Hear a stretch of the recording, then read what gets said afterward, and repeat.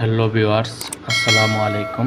AB electrical Bangla চ্যানেলের পক্ষ থেকে আমি এনামুল হক বাপ্পি আপনাদের সামনে নতুন একটি ইলেকট্রিক্যাল টিউটোরিয়াল নিয়ে হাজির হলাম। আজকের ইলেকট্রিকের বিষয় হলো একটি 9 পয়েন্ট সার্কিটের পরিচিতি এবং এই 9.5 সার্কিটের কোথায় কি কানেকশন দিতে হয় এবং কোন সেকশন সাধারণত কি কাজ করে থাকে সে বিষয়ে আমি আপনাদের সামনে আলোচনা করব।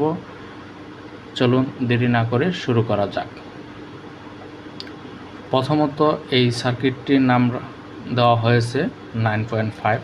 এখানে দেখতে পাচ্ছেন আপনারা 9.5 লেখা আছে।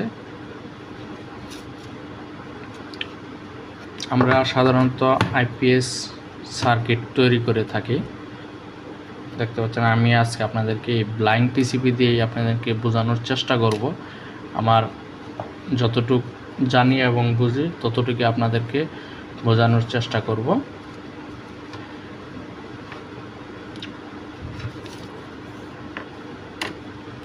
এখানে দেখতে পাচ্ছেন টার্মিনাল আছে।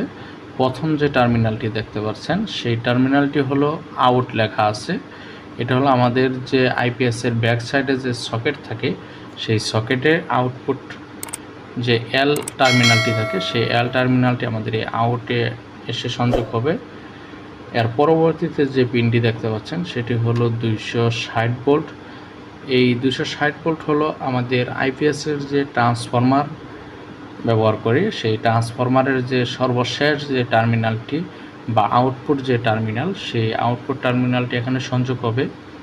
এর পরবর্তীতে যে পিনটি দেখতে পাচ্ছেন সেটি হলো এসি ইন লেখা আছে। এটা হলো আমাদের আইপিএসের 3 পিন প্লাগ হয়ে ফিউজ হয়ে যে তারটি ইন হয় সেটিকে আমরা এসি ইন এইখানে সংযোগ করব। এর পরবর্তীতে যে টার্মিনালটি দেখতে পাচ্ছেন ক্যাপ লেখা আছে। এখানে আমাদের একটি ক্যাপাসিটার সংযোগ করতে হয়। এই ক্যাপাসিটারটি সাধারণত সংযোগ করতে হয় ক্যাপাসিটারের এক টার্মিনাল নিউট্রালের সাথে এবং দ্বিতীয় টার্মিনালটি আমরা এখানে সংযোগ করলে আমাদের ক্যাপাসিটারটি সংযোগ করা হয়ে যায়। আর এই ক্যাপাসিটার মানটা আমরা সাধারণত 1.5 থেকে 1.0 মাইক্রোফ্যারাড রেখে থাকি। এখানে দেখতে পাচ্ছেন সর্বশেষ যে টার্মিনালটি, এই টার্মিনালটি হলো আমাদের চার্জিংয়ের জন্য ট্রান্সফরমারের যে 140 থেকে 150 ভোল্টের যে ট্যাপিংটা আছে বা লুপ আছে সেখান থেকে আমরা এখানে ব্যবহার করে থাকি। আরও কিছু টার্মিনাল আছে। প্রথমত দেখতে পাচ্ছেন এখানে 15 ভোল্ট 2 জায়গায় লেখা আছে এবং আইপিএস লেখা আছে, সুইচ লেখা আছে এবং 18 ভোল্ট লেখা আছে। এখানে যে 15 ভোল্ট যে অপশনটা দেখতে পাচ্ছেন দুইটি টার্মিনাল, এই দুইটি টার্মিনাল হলো আমাদের যে পিডাব্লিউএম যে ট্রান্সফরমারে ওয়াইন্ডিং থাকে সেই ওয়াইন্ডিং থেকে এখানে 15 ভোল্ট দিতে হবে। এই 15 ভোল্ট যদি আমরা না দেই তাহলে কিন্তু আমাদের এই যে দেখতে পাচ্ছেন যে পিডাব্লিউএম যে বিআরটি আছে, এই যে পিডাব্লিউএম বিআর, এই বিআরটি কিন্তু কখনোই কাজ করবে না বা আমাদের যে সার্কিটে আইপিএসের যে আউটপুট ভোল্টেজটা আছে সেই আউটপুট ভোল্টেজটা কিন্তু আমরা কম বেশি করতে পারবো না। এটা কিন্তু আমাদের অনেক সময় প্রবলেম হয়। পিডাব্লিউএম ভোল্টেজ কম বেশি থাকলে এই সমস্যাটা হতে পারে। এর পরবর্তীতে দেখতে পাচ্ছেন লেখা আছে আইপিএস এবং সুইচ লেখা আছে। এই দুটি টার্মিনাল যদি আমরা একসাথে শর্ট করি তাহলে আমাদের এই সার্কিটটি চালু হবে, তা না হলে আমাদের এই সার্কিটটি চালু হবে না। এই আইপিএসের যে সুইচ লেখা টার্মিনালটি আছে সেটি হলো আমাদের এই আইপিএসের যে আমরা সামন সাইডে যে সুইচ ব্যবহার করে থাকি সেটি হলো এই আইপিএস এবং সুইচ যে দুইটি টার্মিনাল, এই দুইটি টার্মিনাল হলো আমাদের সুইচের টার্মিনাল। এর পরবর্তীতে যে দুইটি টার্মিনাল দেখতে পাচ্ছেন 18 ভোল্ট, এই 18 ভোল্ট হলো আমরা ছোট্ট একটা 600 মিলি একটি ট্রান্সফরমার ব্যবহার করি 9 ভোল্টের। এই ট্রান্সফরমারটি দেওয়ার কারণ হলো আমাদের এই ট্রান্সফরমারের মাধ্যমে আমাদের এই চার্জিং সেকশনটা কাজ করে থাকে। মানে আমাদের আইপিএসে এসি ইন বা চার্জিং যে ধরে সেটা হলো সাধারণত এই 18 ভোল্টের কারণে। যদি আমরা এই 18 ভোল্টের ট্রান্সফরমার না ব্যবহার করি সেক্ষেত্রে কিন্তু আমাদের আইপিএসটি চার্জিং ধরবে না। কারণ হলো এই 18 ভোল্ট এখানে দেখতে পাচ্ছেন 4007 কিছু ডায়োড আছে 4টা। এই ডায়োড দিয়ে ফিল্টার হয়ে আমাদের এখানে এমওসি 3021 একটা আইসি আছে, এই আইসি এবং এখানে একটা রিলে আছে, এখানে একটা টায়ক আছে। এই সবগুলা কিন্তু একটা কম্বিনেশনের সাহায্যে একটা কাজ করে থাকে চার্জিং সেকশনটা, এবং আমাদের সার্কিটটাকে সেন্স দেয় যে এখন এসি ইন হয়েছে, এখন কি করতে হবে তার, সেই কাজটা কিন্তু এই 18 ভোল্টে করে থাকে। এই সম্পূর্ণ সার্কিটটার যে মগজ বা মাথা বলা হয় সেটা হলো কিন্তু আমাদের এখানে দেখতে পাচ্ছেন একটি মাইক্রো কন্ট্রোলার আইসি ব্যবহার করা হয়, পিআইসি 16F72। এই আইসিটি কিন্তু খুবই জনপ্রিয় একটি আইসি। এখানে দেখতে পাচ্ছেন আরও কিছু যে 9.5-এ অ্যাডজাস্ট করার মতো জিনিস থাকে, সেটি হলো এখানে দেখতে পাচ্ছেন 5টা বিয়ার আছে। প্রথম যে বিয়ারটা আছে সেটা দেখতে পাচ্ছেন পিডাব্লিউএম। এই পিডাব্লিউএম বিয়ারটা আমি আপনাদেরকে একটু আগেও বলেছি যে আমাদের যে পিডাব্লিউএম যে কানেকশন 15 ভোল্ট আছে, এই 15 ভোল্টটা যদি আমরা না দিই তাহলে কিন্তু আমাদের এই পিডাব্লিউএম ভোল্টেজটা কাজ করবে না, বা আমাদের আউটপুট ভোল্টেজটাকে আমরা কম বেশি করতে পারবো না। এর পরবর্তীতে যে বিয়ারটি দেখতে পাচ্ছেন 103, এই 103 বিয়ারটি হলো এসি অ্যাডজাস্ট। এটা হলো আমরা ইনপুট যে এসি সাপ্লাইটা দেই আমাদের বোর্ডে বা ঘরে যে সাপ্লাই লাইনে যে এসি ভোল্টেজটা থাকে, সেই এসি লাইনের সাথে আমাদের আইপিএসের এসি ভোল্টেজটাকে অ্যাডজাস্ট করে থাকি।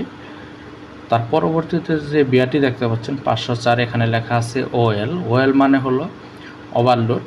আমাদের এই আইপিএসটি তার কার্যক্ষমতার উপরে নির্ভর করে কত ওয়াটে আমরা এই আইপিএসটিকে ওভারলোড করব সেটা এখান থেকে সেট করা হয়। এর পরবর্তীতে যে বিয়ারটি দেখতে পাচ্ছেন 502, এই 502 বিয়ারটি হলো আমাদের এখানে উপরে লেখা আছে এএমপি। এটা হলো চার্জিং এম্পিয়ার। আমাদের যে ব্যাটারিটা আছে এই ব্যাটারিটা কত এম্পিয়ারে চার্জ দিলে ভালো হবে, বা হাই এম্পিয়ারে চার্জ দিলে দেখা গেল অনেক সময় ব্যাটারিটা গরম হয়, ব্যাটারিটা পানি শুকিয়ে যায়, সেজন্য আমরা এম্পিয়ারটাকে অ্যাডজাস্ট করার জন্য আমরা এই বিয়ারটা ব্যবহার করে থাকি।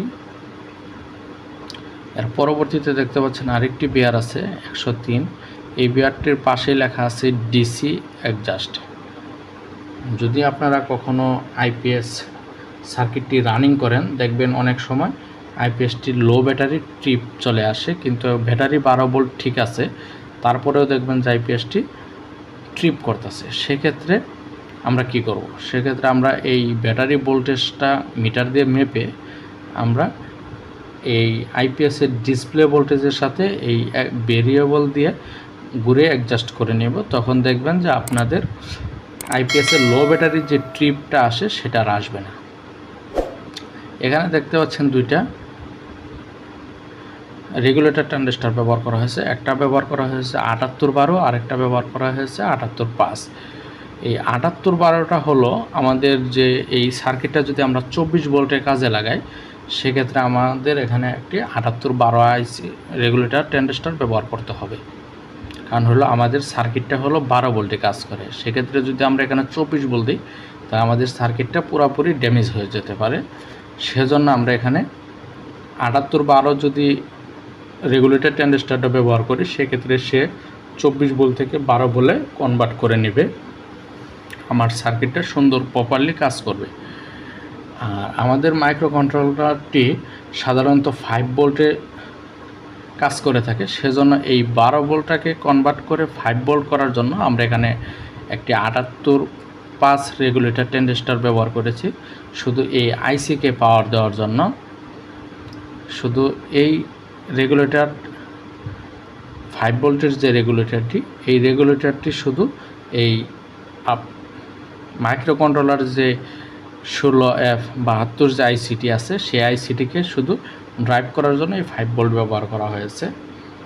আর এখানে যেহেতু 7812 দেখতে পাচ্ছেন যে রেগুলেটরটি আছে, এখানে যদি আমরা 12 ভোল্টের জন্য এই আইপিএস সার্কিটটি ডিজাইন করে থাকি সেক্ষেত্রে আমরা এখানে এই প্রথম এবং শেষ যে টার্মিনালটি দেখতে পাচ্ছেন এখানে আমরা একটি জাম্পার ওয়্যার বসিয়ে দেব, তাহলেই ওকে হয়ে যাবে। আর যদি আমরা এই সার্কিটটি 24 ভোল্টের জন্য তৈরি করি, সেক্ষেত্রে জাম্পারটা খুলে আমরা এখানে একটি 7812 রেগুলেটর ট্রানজিস্টর বসাবো। এখন দেখতে পাচ্ছেন এখানে আরও 5টা মুসফেট এই পাশে এবং বিপরীত পাশে 5টা মুসফেট বসানোর জন্য জায়গা আছে। এই মুসফেটগুলা সাধারণত ব্যবহার করা হয় 9.5 সার্কিটের জন্য 3205 বা P55 Z44N। এই মুসফেটগুলাই সাধারণত ব্যবহার করা হয়।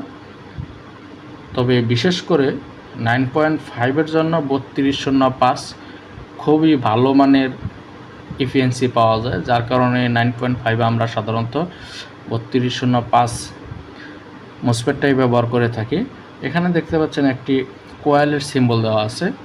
এই কয়েলটা সাধারণত আমরা ওভারলোড ট্রিপ করানোর জন্য এই কয়েলটি ব্যবহার করে থাকি। যদি আমরা এখানে কয়েল ব্যবহার না করি, সেক্ষেত্রে কিন্তু আমাদের ওভারলোডটা 100% কাজ করবে না। এটা আমরা অনেকেই জানি না, মনে করি যে এখানে হয়তো জাম্পার মেরে দিলে হয়ে যাবে, কিন্তু আসলে বিষয়টা সেরকম না। আমরা এখানে একটি কয়েল ব্যবহার করব 13 নম্বর বা 14 নম্বর ওয়্যার দিয়ে 4-5টা কয়েলের মতো টান দিয়ে এখানে আমরা ব্যবহার করব। এটা ব্যবহার করার কারণে আমাদের যে ওভারলোডের যে সেন্স ভোল্টেজটা আছে, সেটা কিন্তু এই কয়েল থেকেই ফিডব্যাক যায়, যার কারণে আমাদের ওভারলোডটা 100% অ্যাকুরেট কাজ করে। আজকে এ পর্যন্তই। আপনাদেরকে জানি না কতটুকু বোঝাতে পারলাম। যদি আমার বোঝানোর ভিতরে কোনো ভুল ত্রুটি হয়ে থাকে, সেক্ষেত্রে ক্ষমার দৃষ্টিতে দেখবেন। আর যদি কোথাও ভুল হয়ে থাকে, সেক্ষেত্রে আমাকে ধরিয়ে দেওয়ার চেষ্টা করবেন যে ভাই আপনার এটা ভুল হয়েছে। সেক্ষেত্রে শেখার কোনো শেষ নেই। আমিও আপনাদের কাছ থেকে শিখতে চাই, আপনারাও আমার কাছ থেকে শিখেন, সমস্যা নেই। আমি পরবর্তীতে ভিডিও করব এই সার্কিটগুলোকে আমরা কিভাবে